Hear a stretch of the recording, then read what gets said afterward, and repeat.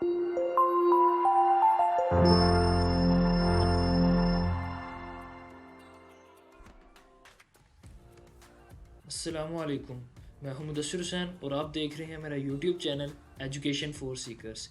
तो नाजरीन, आज का जो हमारा लेक्चर है उसका मेन ऑब्जेक्टिव है what is constant, syntax, basic methods to use constant in a program and the last practical demo. जैसे कि हमने अपने लास्ट लेक्चर में वेरिएबल्स के कंसेप्ट को डिस्कस किया था, तो आज हम कांस्टेंट को डिस्कस करेंगे। कांस्टेंट और वेरिएबल में क्या डिफरेंस है, जस्ट उसमें प्रोग्राम एग्जीक्यूशन के वक्त कांस्टेंट की वैल्यू को हम फिक्स्ड रखते हैं, जबकि वेरिएबल के चेंज में हम उसको चेंज कर सकते हैं। तो आइए फर्दर इसको डिस्कस करें। कांस्टेंट, सबसे पहले constant is a quantity that can not be changed during program execution. यहाँ पे काबिल गौर बात यह है कि कांस्टेंट को हम चेंज नहीं कर सकते प्रोग्राम एग्जीक्यूशन के वक्त। They can make a program more readable and maintainable.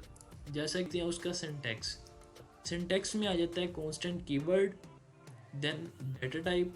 जो भी डाटा टाइप हम डिस्कस कर चुके हैं उसमें से कोई एक डाटा टाइप। आइडेंटिफायर, आइडेंटिफायर हमने डिस्कस किया था, नेम ऑफ क्लास हो सकता है, वेरिएबल हो सकता है, कांस्टेंट हो सकता है।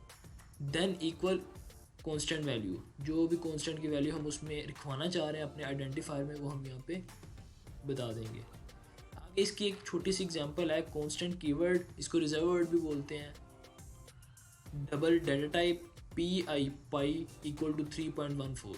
यहाँ पे जो पाई है वो आइडेंटिफायर है जिसकी वैल्यू असाइन कर दिया 3.14। The reserve word constant is used to specify that an identifier is a constant. ये जो कांस्टेंट कीवर्ड हमने लगाया at the start of our statement, इसका मतलब ये है कि जो आइडेंटिफायर पाई है इसकी वैल्यू फिक्स्ड कर दी है हमने। आगे आ जाता है constants must be initialised in their declarations and may not be assigned a value later. जब भी हमने कांस्टेंट की वैल्यू को यूज़ करना है तो फर्स्ट हमें उसको इनिशियलाइज करवाना होगा, देन हम उसको यूज़ कर सकते हैं। और लास्ट पे and may not be assigned a value later, और बाद में हम उसी नेम से कांस्टेंट की वैल्यू को चेंज नहीं कर सकते, उसमें वैल्यू असाइन नहीं कर सकते। आगे आ जाता है डिफाइनिंग कांस्टेंट। कांस्टेंट को डिफाइन करने के क्या मेथड है, क्या एक स्ट्रेटजी है। There are two simple ways in C++ to define constant. First one is using hash define preprocessor. हमने प्रोग्रामिंग जब हमने स्टार्ट की उसमें फर्स्ट पे मैंने कंसेप्ट आपको बताया था हैश का। प्री प्रोसेसर जो डायरेक्टिव्स हैं, जो कमांड्स रन होती हैं, सेम कांस्टेंट को हम हैश डिफाइन प्री प्रोसेसर से इनिशलाइज कर सकते हैं। सेकंड आ जाता है यूजिंग कांस्टेंट कीवर्ड, जो अभी मैंने आपको जिसका सिंटैक्स डिस्प्ले किया है। अब ये यूजिंग कांस्टेंट कीवर्ड से हम एक एग्जांपल देखते हैं। यहाँ पे आप देखें मेन फंक्शन के अंदर हमने कांस्टेंट कीवर्ड लिखा, देन डाटा टाइप यूज़ की और लेंथ कैपिटल लेटर्स में लिखा इक्वल टू 10। इसी तरह विड्थ, लेंथ और विड्थ आप नोट करें कि इसको मैंने कैपिटल लेटर्स में इस वजह से लिखा कि ये एक गुड प्रोग्रामिंग अप्रोच है। आप कांस्टेंट को कैपिटल लेटर्स से लिखते हैं जबकि वेरिएबल्स को आप स्मॉल लेटर से लिखते हैं। ये कोई रूल्स नहीं है, बस ये एक गुड प्रोग्रामिंग अप्रोच है। देन हमने इंटीजर टाइप का एक वेरिएबल लिया एरिया, उसमें हमने लेंथ और विड्थ की मल्टीप्लिकेशन के आंसर को स्टोर करवा दिया। C out console output insertion operator के थ्रू हमने आगे एरिया जो वेरिएबल था उसकी वैल्यू को डिस्प्ले कर दिया। अब जब ये कोड रन होगा कंपाइलर में तो ये क्या वैल्यू डिस्प्ले करेगा, 10 × 5 50। 50 किस में स्टोर हुआ, एरिया में। एरिया की जो भी वैल्यू है वो यहाँ पे डिस्प्ले हो जाएगी 50। अब हम इसका एक प्रैक्टिकल डेमो करते हैं। प्रैक्टिकल डेमो के बाद तो नाजरीन आप यहाँ पर देख सकते हैं कि कांस्टेंट का जो एग्जांपल में कोड था उसी मैंने यहाँ पे पेस्ट किया है, और इसको जो मैंने कंपाइल किया है तो नो एरर। जब इसको मैं एग्जीक्यूट करता हूँ 10 × 3 30 डिस्प्ले हो रहा है।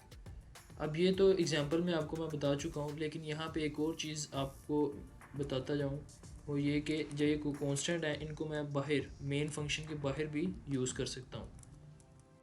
मेन फंक्शन के बाहर जब मैंने इन कांस्टेंट को लिखा, सेम वही सिंटैक्स है। जब इसको मैंने एग्जीक्यूट किया तो अगेन उसने नो एरर और 30 डिस्प्ले किया। लाइक अगर मैं उसकी वैल्यू चेंज करता हूँ, 10 थी, मैं इसको 5 कर देता हूँ, इसको एग्जीक्यूट करता हूँ, तो आप देखेंगे 10 इंटू 5 50 डिस्प्ले होगा। ये देख, अब जो हैश डिफाइन वाला कंसेप्ट था वो ऑलमोस्ट सेम है। इसको अब मैं क्या करता हूँ, हैश, इसको मैं कांस्टेंट कर देता हूँ, देन इधर मैं हैश डिफाइन LENGTH लेंथ 10, इसमें ना आपने इक्वल लगाना है, याद रखिएगा, और ना ही आपने स्टेटमेंट टर्मिनेटर यूज़ करना है, क्योंकि ये स्टेटमेंट टर्मिनेटर नहीं है।